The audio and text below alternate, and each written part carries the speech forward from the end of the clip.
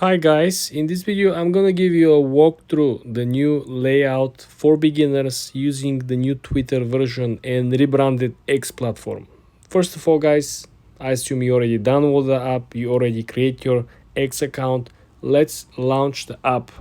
First thing you wanna see on the lower left corner is the actual house icon, which provides a feed, something that is recommended for you, as you can see on the top left corner.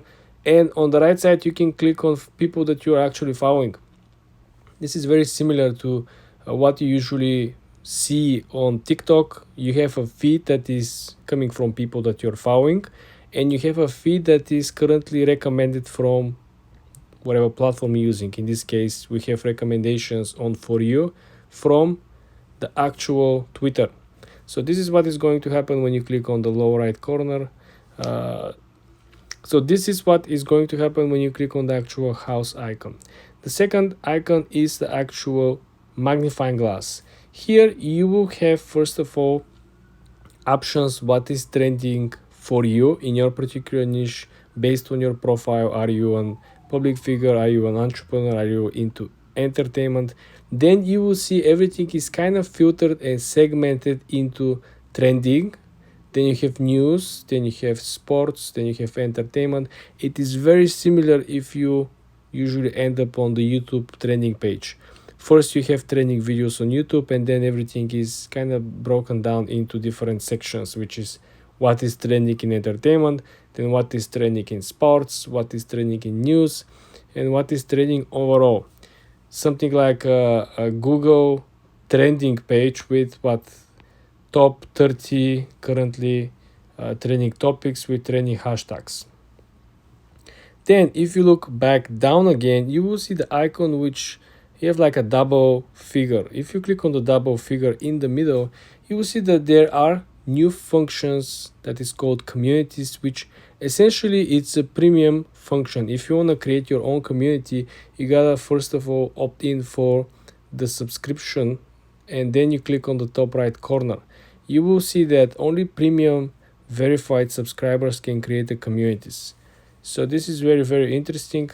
What I discover, I don't usually interact with communities, but when you simply go on the communities and when you try to search or look inside some of these communities, you see that there are a lot of things, a lot of information. As you can see over here, very dangerous. You see a lot of bots are promoting stuff. So you want to make sure that you're only interacting or clicking to the places where you exactly know.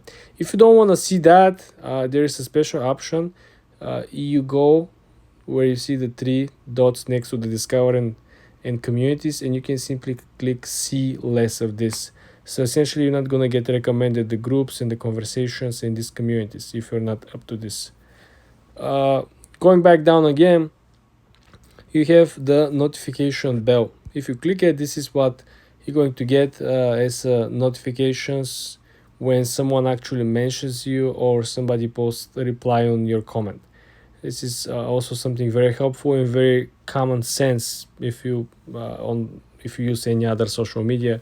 Everything is very, very similar. And the last icon, of course, next to it is the messages. This is where you're going to find any communication, any messages with people that you know, people that you reach out, or someone who actually want to reach us out.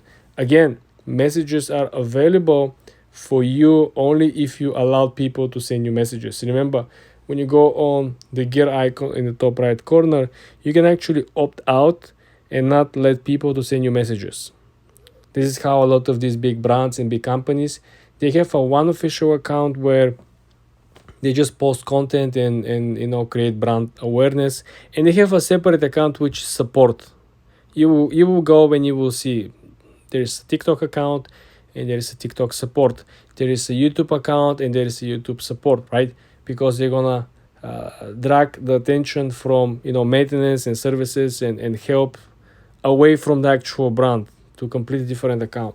So this is what probably you want to consider if you planning to run a brand or company. This is how things are actually split, and essentially you will have in one place only the good stuff and on the other account only the bad stuff, only the complaints and the issues.